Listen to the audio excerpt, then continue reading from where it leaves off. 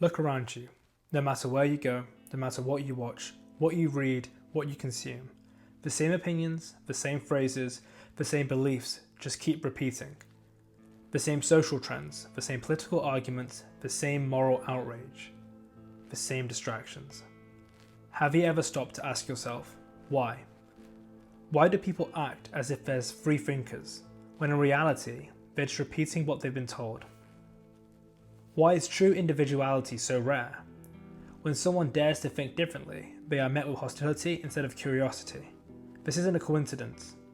You're not encouraged to think for yourself. You are trained to think the way society wants you to think. And the worst part, most people never realize it. But why does this happen? Why does society push people towards conformity? And most importantly, how do you escape it? Most people swear that they think they are thinkers for themselves. They believe their ideas, their beliefs, and their choices are all theirs. But they came to their conclusions logically, rationally, and independently. But let's test that assumption. Think about your views on politics. Did you reach them through deep philosophical reasoning, or did you simply absorb the views of the people around you? Think about your taste in fashion, music, and entertainment. Are your preferences truly yours, or were they conditioned by what is trendy?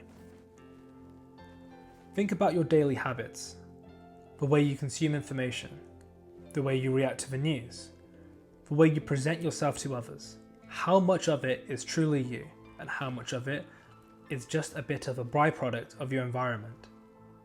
The truth is, most people's thoughts are not their own. They are programmed, conditioned, and crafted.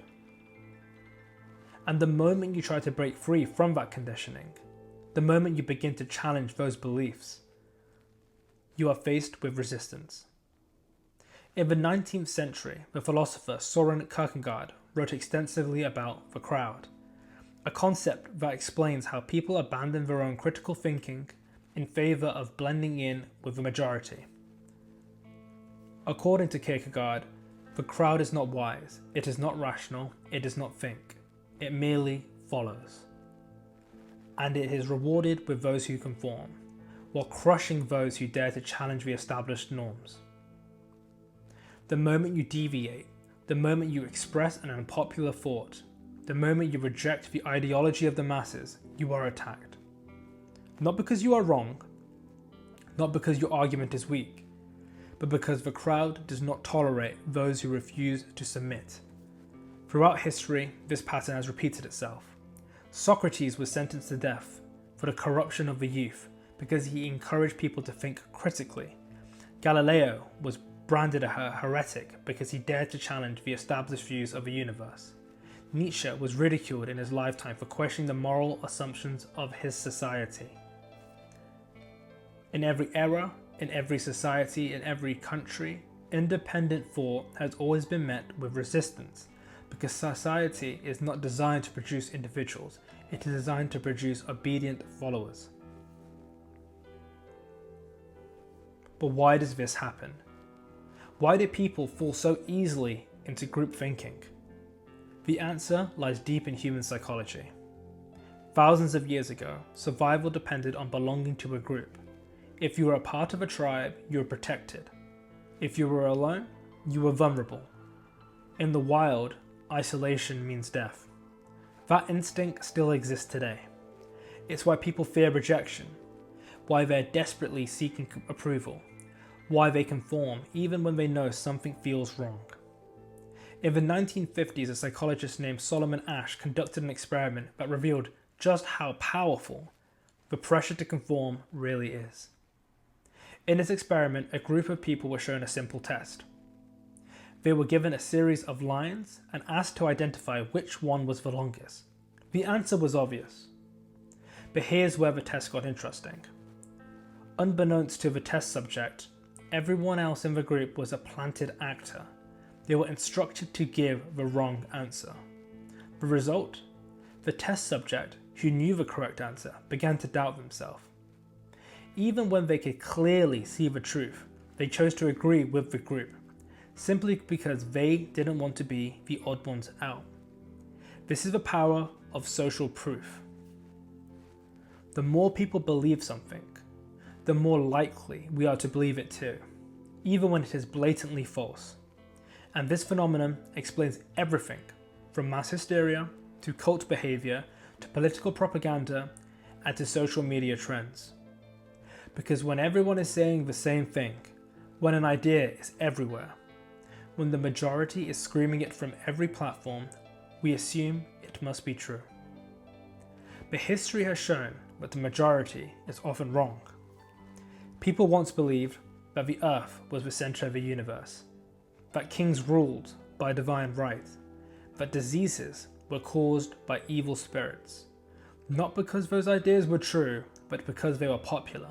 And today, the mechanisms of influence have become even more powerful.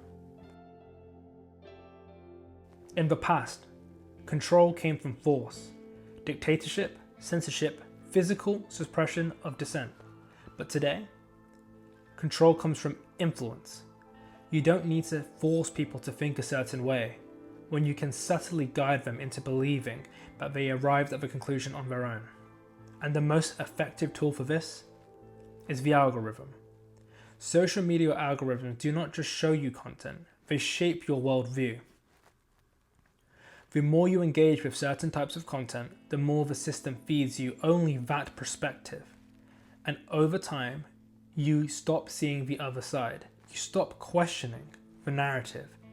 You assume that what you see is reality, when in truth, you're inside a carefully curated mental prison. News media works the same way. Every major network has an agenda, but most people never question it, because it's easier to believe the majority than to ask, what if they are lying? What if you have been misled? What if these things you've been taught to accept without question are not the truth? So how do you break free from the herd?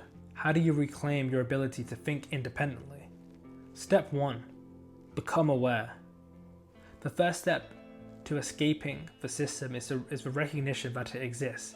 If an idea is being pushed aggressively, always ask yourself, who benefits from me believing this?